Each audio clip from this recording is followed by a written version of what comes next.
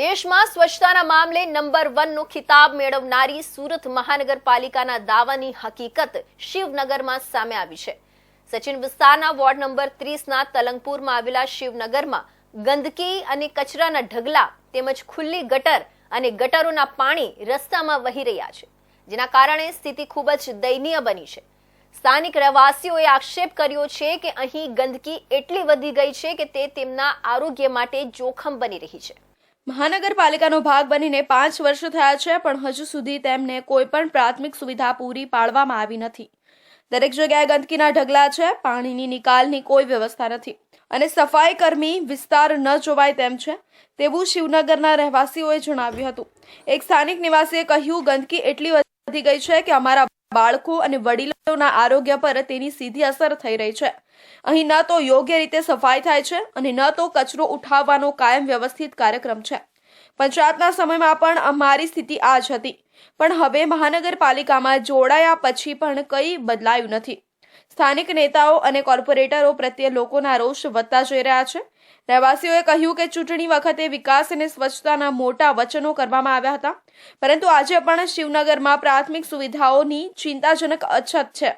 સુરત મહાનગરપાલિકા દેશમાં સ્વચ્છતા માટે પ્રથમ સ્થાન મેળવ્યું, હવા માટે પ્રથમ સ્થાન મેળવ્યું। સુરત મહાનગરપાલિકા સ્વચ્છતાના રાજ્ય જે સુરતના અલગ અલગ વિસ્તારોમાં મોટા મોટા બેનરો લગાવ્યા છે, તે સમયે આપણે સુરત મહાનગરપાલિકાની અંદર ઊભા છીએ। સુરત મહાનગરપાલિકાના વોર્ડ નંબર 30માં તલંગપુરમાં આવેલા શિવનગર સોસાયટી છે। આ તમે જોઈ શકો છો, આ જગ્યામાં લોકો પરપ્રાંતીય વિસ્તાર છે। અહીં લોકો જીઆઈડીસીથી જોડાયેલો આ વિસ્તાર છે, જે મજદૂર વર્ગ છે તે અહીંયા રહેતા છે વર્ષોથી મકાનો બનાવીને ને પોતાનું ગુજરાન છે। ત્યાં આવી ગંદકીનું સામ્રાજ્ય છે। વારંવાર લોકોએ રજૂઆત કર્યા પછી પણ સુરત મહાનગરપાલિકા દ્વારા અહીં કોઈ જાતની કામગીરી કરવામાં નહીં। લોકોનો રોષ છે પાલિકાના વિરુદ્ધ, કર્મચારીઓ વિરુદ્ધ। લોકો જોડે જાણીશું શું સમસ્યા છે ને શા માટે આટલી આ ગંદકી વધી રહી છે। जी, क्या ये घटना है, कैसे गंदगी भर रही जाती है? वो गटर की है ना, पाइपलाइन टूट गई है।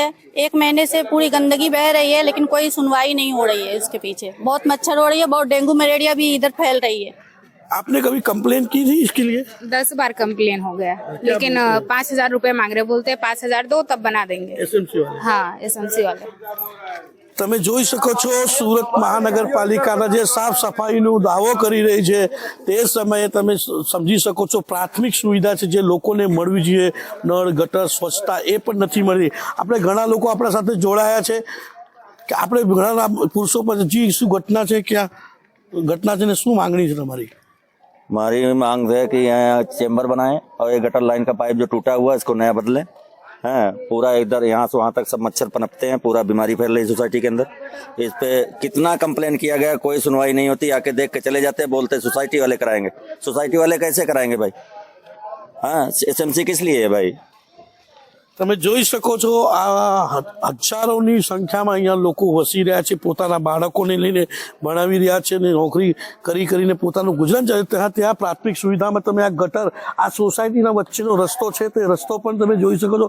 આ મકાનોના અંદર જવા માટે વરસાદના સમયે શું થતું હશે હાલત, હાલ અહીં રસ્તો પણ નથી। આવી દરેક સોસાયટીની ગલીઓમાં આપણે તમે કેમેરામેનને કેસ બતાવશે, આ તમે જોઈ શકો છો આ સોસાયટીમાં જવાનો રસ્તો છે જે કાચો રસ્તો છે। હજુ પણ આ કન્ડિશન છે કે અહીં કાચા રસ્તા જોવા મળે છે ને આ કાચા રસ્તાવાળી ગલીઓમાં હાલ તો ઠીક છે, પણ વરસાદના સમયે શું થતું છે? અહીંના લોકોનું કેવું છે, અમે વારંવાર આ ગંદકી માટે લોકોને રજૂઆત કરી, પણ સ્થાનિક જે અહીંયા એસએમસીના કર્મચારીઓ છે તેમનો જવાબ હતો કે 5,000 રૂપિયા આપશો તો આ કામ થશે।